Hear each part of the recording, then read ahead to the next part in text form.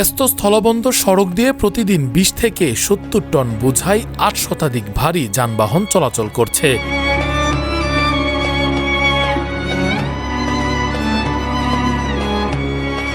এসব যান চলাচলের ফলে সৃষ্টি হচ্ছে তীব্র কম্পন, আর সেই কম্পনে কেঁপে উঠছে ইতিহাসের এই নিদর্শন।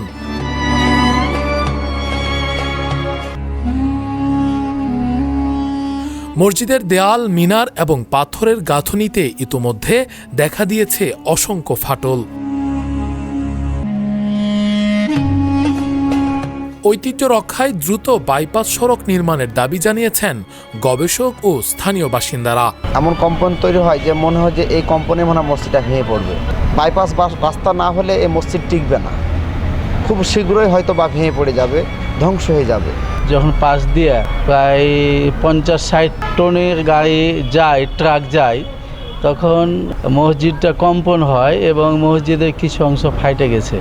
গবেষকদের আশঙ্কা, এখনই যথাযথ সংরক্ষণ না করলে কালের সাক্ষী হয়ে থাকা এই স্থাপনাটি একসময় ধ্বংসের মুখে পড়তে পারে।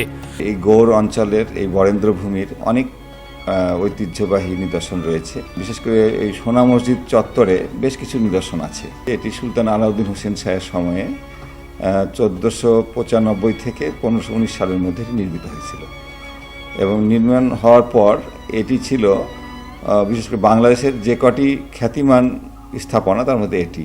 তাই এটি নিয়ে আমরা একটা বড় আশা করতে পারি যে এটি একটি বাংলাদেশের সমৃদ্ধ পর্যটন কেন্দ্র গড়ে উঠতে পারে।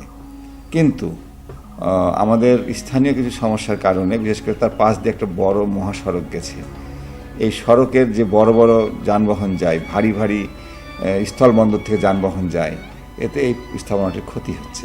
তো আমার অনুরোধ থাকবে যে সরকার যেন এটার দিকে দৃষ্টি দেন এবং এর যথাযথ মর্যাদা যেন প্রতিষ্ঠিত।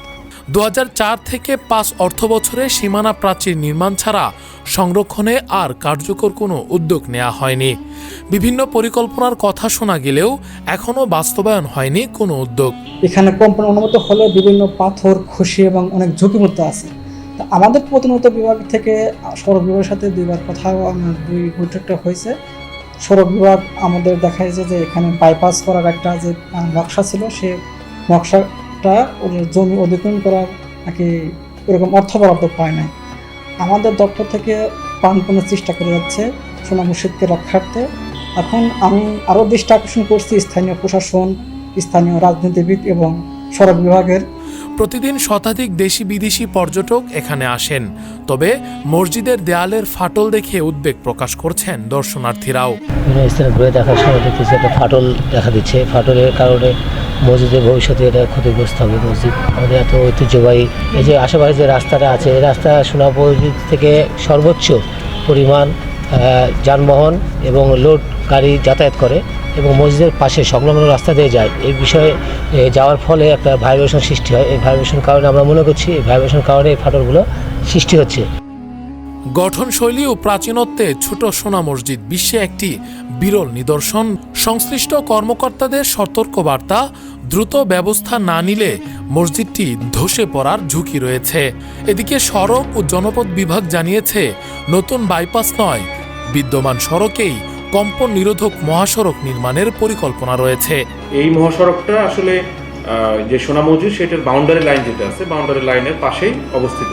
যেহেতু এটা একটা ট্র্যাডিশনাল বা একটা historical place plus tourism park এই ডিস্ট্রিক্টে বলা যায়, তারই অংশ হিসাবে আমরা এই অংশটুকুতে সোনা মসজিদ যেন তার ট্র্যাডিশনালিজম বা তার যে স্থায়িত্ব আছে সেটাকে ধরে রাখতে পারে, প্লাস হচ্ছে যে পোর্ট, এই পোর্ট কানেক্টিং যেন আরো স্ট্যান্ডার্ড মানে উন্নীতকরণ হতে পারে। এই দুইটা পার্টকে সামনে রেখেই বাইল্যাটারাল সলিউশন আমরা এখানে ইমপ্লিমেন্ট করার চেষ্টা করছি। একটা হচ্ছে যে টায়ার বা গাড়ি যে চলাচল করে হেভি ভেহিকেলগুলো, সেটার যে ভাইব্রেশন তৈরি হয় সেইটাকে ট্যাকল দেওয়া বা সেটাকে মিটিগেট করা। এই অংশটুকুতে আমরা পুরোটাই রিজিড পেভমেন্ট অবস্থান রাখবো, কারণ রিজিড পেভমেন্ট রাখলে দেখা যাচ্ছে যে আমার যে গাড়ির যে ভাইব্রেশন বা যে নয়েজ ভাইব্রেশন তৈরি হয় সেটা কিছুটা হলেও প্রোপাগেশনটা মিটিগেট করা যাবে। ২ নম্বর যেটা হচ্ছে যে ভাইব্রেশন ব্যারিয়ার আমরা ইমপ্লিমেন্ট করব। দেশ বিদেশের দর্শনার্থীদের আকর্ষণের কেন্দ্রে ঐতিহাসিক ছোট সোনা মসজিদ। এই অমূল্য ঐতিহ্য রক্ষায় দ্রুত ও কার্যকর পদক্ষেপ নেওয়া এখন সময়ের দাবি।